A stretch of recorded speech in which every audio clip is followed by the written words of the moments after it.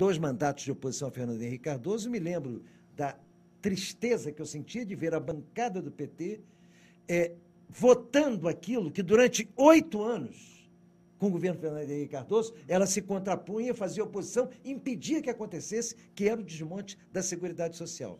Então, essa Seguridade Social encontrou na Heloísa Helena e nesses companheiros que, primeiro, se defrontaram com esse problema, depois se contrapuseram, a Heloísa Helena principalmente, a eleição de Sarney para a presidência do Senado e se contrapuseram à indicação de Henrique Meirelles à presidência do Banco Central.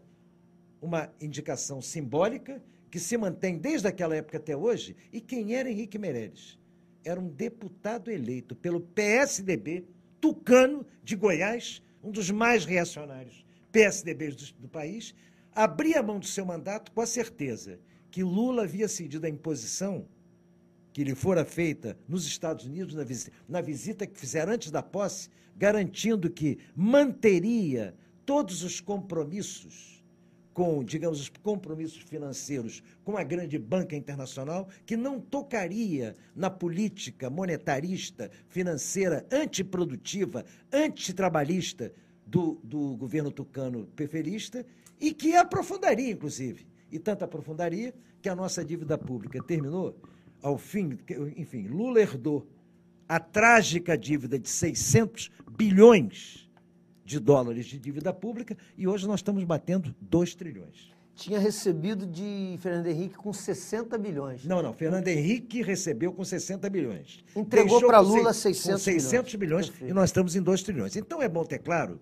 que nós temos um passivo fortíssimo, um passivo, inclusive, que se aprofunda com essa política de juro. Uma política de juro, vocês percebam bem, você repara que toda hora tem alguém na televisão cantando loas à reserva de divisas do Brasil.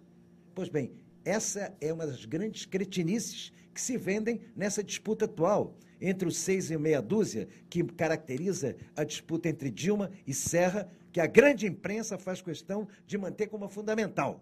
Aí dá uma linhazinha auxiliar para o verde natura, que é o ecocapitalismo da Marina, dá uma linhazinha, porque, aliás, não se sabe se ela está à direita de quem ela está mais. E dá esse espaçozinho e esquece o pensamento alternativo de esquerda, que é de uma sociedade nova, de uma forma diferente de tratar a questão do imposto, que hoje, você sabe, meu amigo, vou trabalhar com a gente aqui. Hoje, alguém que ganhe R$3.200 de salário, paga na fonte ali 27% desse imposto, disso que ele recebe, ele paga como imposto de renda. Pois bem, os grandes bancos, as grandes empresas, os lucros desses grandes bancos e as grandes empresas são taxados em apenas 15%. E o que é pior, o dono desses bancos, os acionistas principais dessas grandes empresas, quando recebem seus dividendos, não pagam tostão de imposto. E se for investidor exterior, paga menos ainda. Não, e o que é pior, o investidor do exterior, eu não gosto de usar essa palavra, é o especulador. Isso. Porque o investidor do exterior é o que vem disputar na Bolsa aqui num dia. Por que ele vem disputar na Bolsa? Porque não há nenhum cassino no mundo que garanta ao apostador, entre aspas, que é quem aplica na Bolsa, o lucro que lhe garante aqui a operação com títulos da nossa dívida pública. Quando eu estava falando para vocês da reserva, reparem só, o Brasil tem uma dívida pública que emite títulos da dívida pública, pelos quais ele paga, por essa emissão, quando vende o título, ele está dando a quem compra uma garantia de pagamento de juros em torno de 10% ao ano. Esse dinheiro que entra por essa venda do título vai constituir uma parte dele a nossa reserva. Essa reserva está depositada no Fed americano e rende quanto para o Brasil? Menos de 1%. E eles cantam isso como se fosse algo muito bom. Por que essa reserva existe? Essa reserva existe para garantir aos especuladores internacionais que o Brasil tem uma parte do seu dinheiro que ele não toca, que está pronto para devolver para quem vem especular na Bolsa. Ou seja, eles não vão perder nunca. Então, não é uma reserva que gera emprego, não é uma reserva que gera produção, não é uma reserva que gera distribuição de renda. Não! É uma reserva parada no Fed americano para garantir que o dinheiro dos especuladores vá ter retorno certo com 10% de juros. Então, a tragédia nisso tudo que a gente vê é que nós entramos num processo eleitoral em que, lamentavelmente, você, de repente, se vê disputando qual dos dois quer ser mais fiel a essa política econômica. Não, o Banco Central tem que continuar autônomo. Mentira. O Banco Central não pode continuar autônomo num país democrático, porque o Banco Central estabelece a política através de um conselho. Conselho esse que é composto por pessoas que não foram escolhidas por voto, que não representam ninguém e que, no mais das vezes, no chamado relação com a sociedade civil, são funcionários dos grandes bancos privados. Então, essas pessoas estabelecem que o Brasil, bom, agora nós vamos pagar 10% de juro para quem comprar o nosso título. E o governo não pode falar nada nisso. Então, objetivamente, nós entendemos que nós vivemos um momento em que a alternativa de esquerda se impõe, e este programa, inclusive, não só marca isso do ponto de vista da política, mas principalmente marca em torno de outra coisa muito importante, viu, Cláudio? De quebra do monopólio da informação, que transforma esses dois nas únicas alternativas para o povo. Por quê? Qualquer um que seja eleito aí, um ou outro, não muda em nada o poder dos monopólios no meio de comunicação, o poder do monopólio dos banqueiros, o poder do monopólio do grande capital.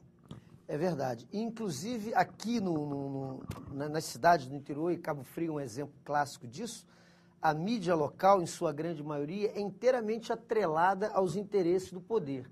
E aqui, a TV comunitária, a Jovem TV, é um dos raros canais onde a gente, de forma aberta, franca e democrática, consegue debater todas essas questões, inclusive de âmbito nacional, as questões de âmbito da cidade, né? E você sabe uma coisa, Cláudio?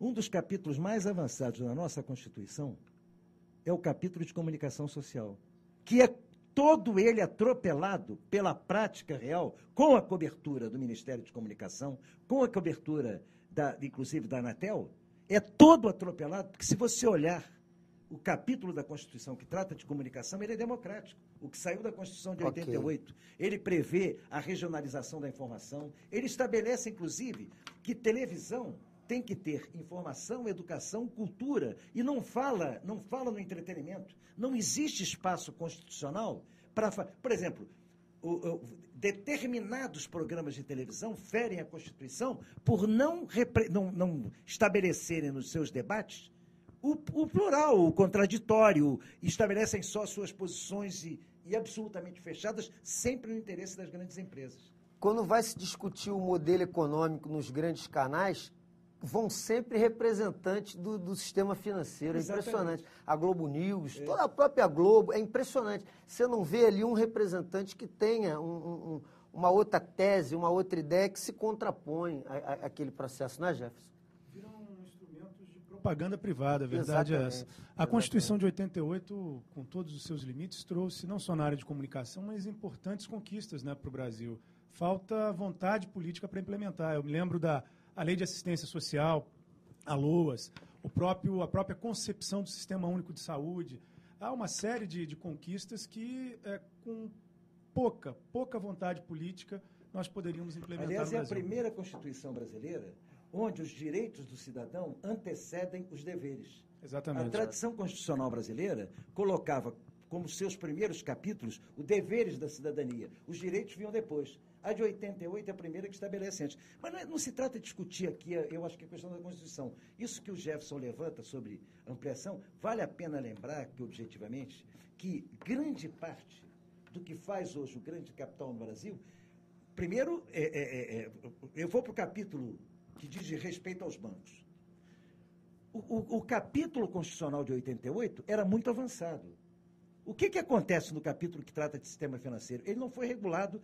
Quem é que regulamenta a Constituição? Quem regulamenta a Constituição são leis complementares. Pois bem, o capítulo de sistema financeiro foi todo regulado por normas do Banco Central. Quem é que fez essas normas? Todos eles foram ou virão a ser funcionários dos grandes bancos privados. Regulamentaram, eu diria, antirregulamentaram o sistema financeiro no interesse da manutenção do lucro do banqueiro privado. Então, quando se fala em autonomia do Banco Central, ele existe hoje. Existe autonomia do Banco Central